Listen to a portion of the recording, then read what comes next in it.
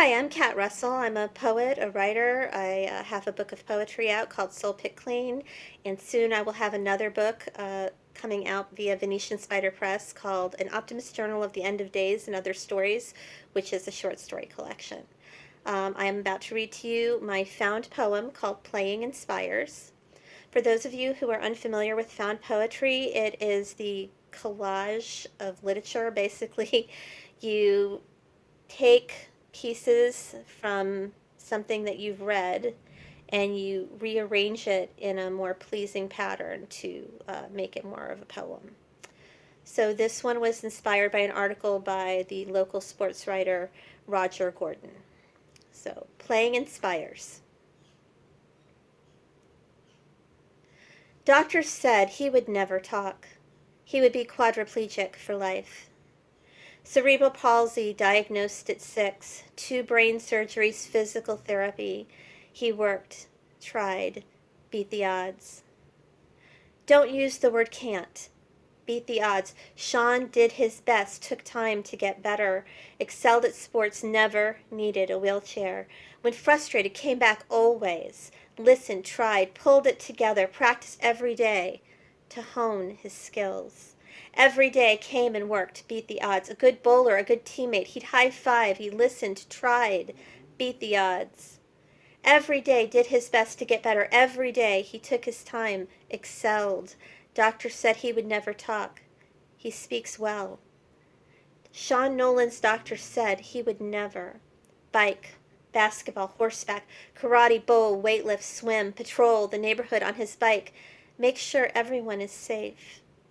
Inspire kids with disabilities to beat the odds. Kids with disabilities. Sean, make sure kids with disabilities never forget.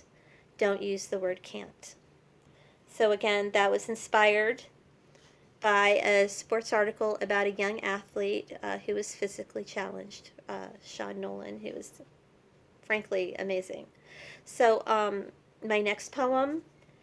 This year we have been inundated with a lot of terrible events happening all in a short period of time, and so I wanted a respite from that, so this poem is my response.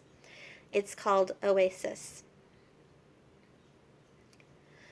Warm water streaming over strained muscles taut with the tension of 1,000 stir-crazed hours of intrusive solitude within a small space, yet none purely owned by me excepting this waterproof box, where for 5 2 short minutes steam tingles wet skin. Voice reverberates, beetles and aretha bounce against panels of thin acrylic as peppermint suds wash my worries down the drain alongside white, soapy bubbles. And I know you can't see it, but if you do go to my webpage, the poem is arranged in such a way that it looks like the words are going down the drain. And again, my webpage is at catrussellwriter.wordpress.com. My last poem I thought would be appropriate since I have a short story short story collection coming out soon. I thought it would be kind of a cute way to lead into it. It's called An Apology to My Reader, and it was a response to a writing prompt to write an apology to your reader. So, an apology to my reader. Let me first say an apology is not warranted. Although I am sorry you didn't like my work. I am sorry my words offend or cause you pain, open wide that hole in your heart. Yet isn't that a part of art's ultimate calling? To make us feel something. Not always some things we want, but to unearth what's buried deep inside. It's the horror of the disgorged grave as well as the exhilaration of a ballerina's pirouette. The dyspepsia of an undigested bit of tainted beef versus the ecstasy of a lover's embrace. The shoulders shrugged against the enigma of an ignorant world, and the melancholic mind's eye turned inward despite willing ourselves blind. So while I wish you every happiness, I also admit I want praise, adulation, even as I question why anyone would spend their hard-earned cash, tender payment, to buy a book of mine.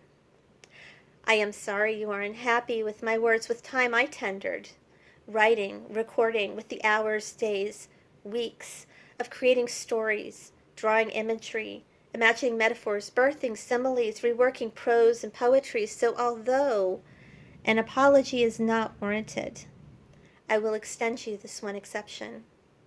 I'm sorry, but I don't give refunds. Thank you for your time.